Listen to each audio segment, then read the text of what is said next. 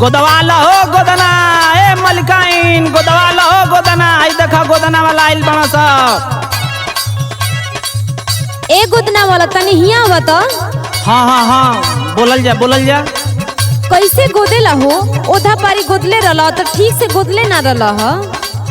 अरे ओधा पारी का तो छोड़ा भौजी, तू एधा पारी हमसे गोदवा के देखा ना, याद रखबू। अच्छा गोदेला ना? हाँ एकदम एक बार गोदब तू नाम लेबू हमार। अच्छा सुनाव। ए गोरिया गोदवाला गोदनामा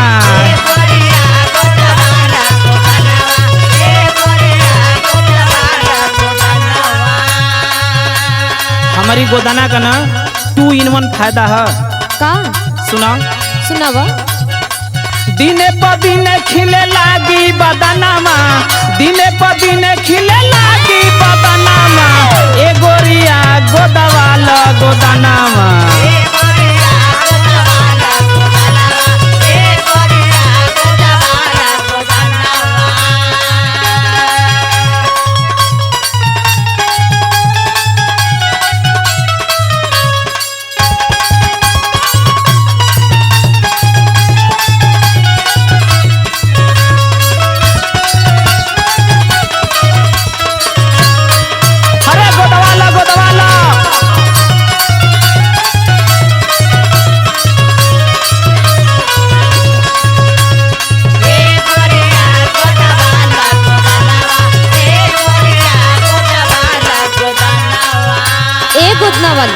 हाँ बोलल जा। अच्छा ये बतावा, पूछल जा कवन साबुत बा कि इतना तू अच्छा से गोदेला हो? हमार तो के सर्टिफिकेट मांगले के जरूरत नहीं खे। देखा हम तो के एगो बात बतावा तनी का? ऐसन गोदे वाला कहीं ना मिली।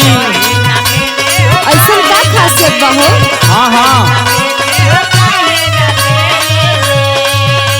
हाई देखा स्पेशल चीज है। का है?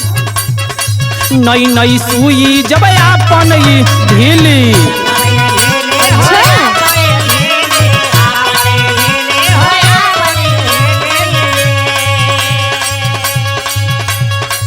ऐसन गोदे वाला कहीं ना नीली, नई सुई जब आपन ढीली।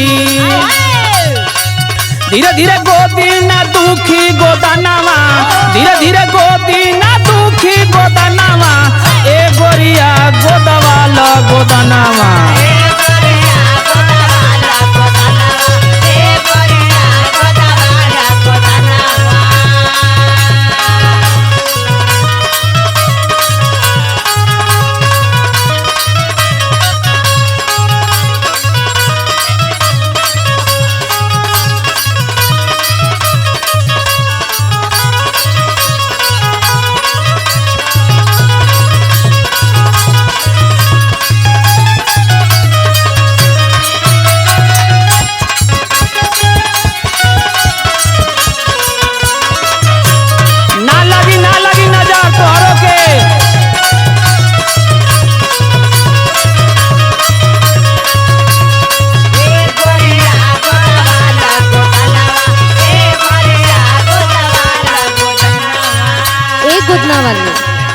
बोला ई बतावा, गोदना गोदबा हमरे हाथे पे तो दर्द करे ना?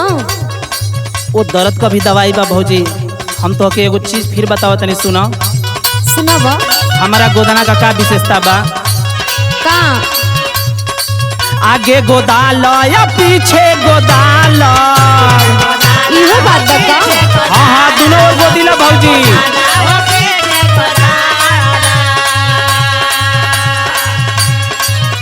और एगो स्पेशल जगह बताई का? चाहे ढूंढिया के बीचे बीचे गोदाला। ओहो गोदेला का? हाँ वो हमार फेवरेट जगह है। अच्छा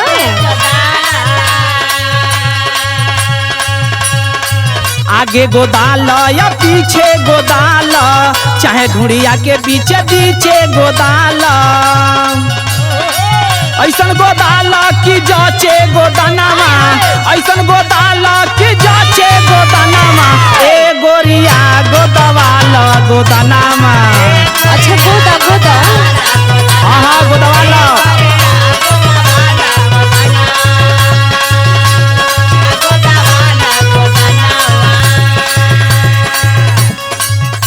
और सुना हमारा गोदना का तो एगो और विशेषता बताई।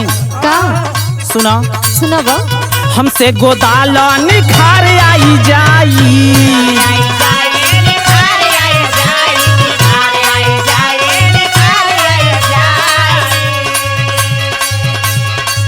देखी मजनुआ तक खुश हो जाई।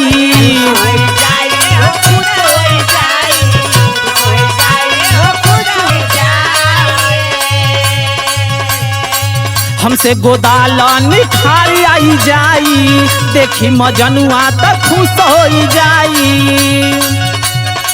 फेमस जीतू का देखा गोदनामा, फेमस जीतू का देखा गोदनामा, ए गोरिया गोदवाल गोदनामा।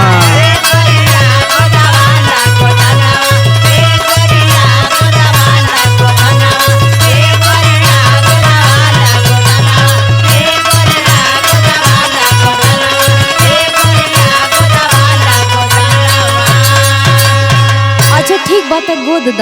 आवा गोद दें।